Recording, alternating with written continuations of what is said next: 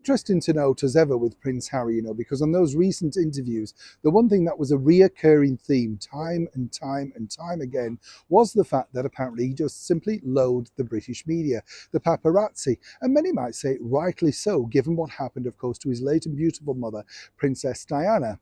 But as I've said to you before, the annoying thing about that particular narrative from Harry in particular is the fact that his mother was instrumental in courting the media.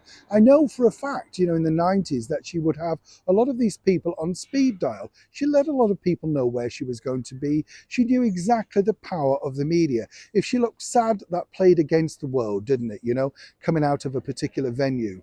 I've told you before, I met Diana on a number of occasions, and she knew exactly about the art of manipulation. She may have started out as a very young 19-year-old innocent girl, but very quickly she learned that, the media were very powerful and at times could be her friend. But like everything with the media, they can also become your enemy. And that, of course, is what the real narrative, according to Harry, is. He sees the media as somebody who was so, terrible to him and his family and now continues to be. And apparently, according to him, the royal family play into their hands, leaking stories about him, which is ludicrous because the bottom line is it doesn't come from anyone within the British monarchy. They're way too busy. They wouldn't get involved. But what is interesting is this. While they're also claiming that it's a negativity and hurtfulness and all of that sort of stuff, the stories that have come out about Meghan and Harry, the ones that really should be counteracted, countersued, and legally shut down, well, seemingly both Harry and Meghan are very, very silent. And it's interesting to note as well, isn't it, that they've only ever sued British publications, never any in the United States or Australia, Canada, New Zealand, or anywhere else around the world. Just British ones.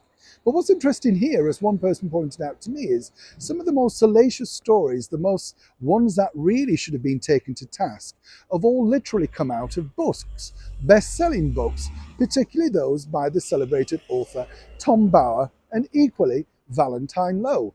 Valentine Low was the man, in fact, that actually broke the story about royal bullying inside palaces. He was given the story and it was all verified and backed up with documentation. In fact, full affidavits, according to a good source. As we've seen time and time again, Tom Bower, who reached the top of the bestseller charts with his hardback book, Revenge, earlier, or should I say late last year now, has really sort of opened a can of worms. And according to a good source, he's already working on 2 follow-up books, one, of course, a paperback, and one detailing an earlier life of Meghan and Doria, which apparently is going to be fascinating. I don't know about you, that's the book I'm interested in. But also what I find fascinating here is, as I say, both Harry and Meghan have openly claimed, well, to say that the book is trashy and shouldn't be believed and stuff like that, but they've got no legal recourse going on whatsoever.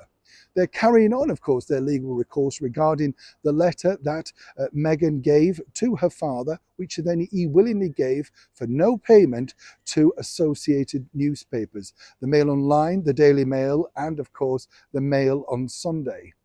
But isn't it strange that whatever you may think about Prince Harry's battle with the ongoing British media, he or her have decided once again to retreat back when they are the most damaging stories to come out about the former royal couple. Now, whichever way you look at it, as one leading barrister told me, there is a ground for them to take this particular issue if they can prove these stories are untrue. But so far, silence remains their best tactic. Is it truly working though? Neil Sean in the very heart of London.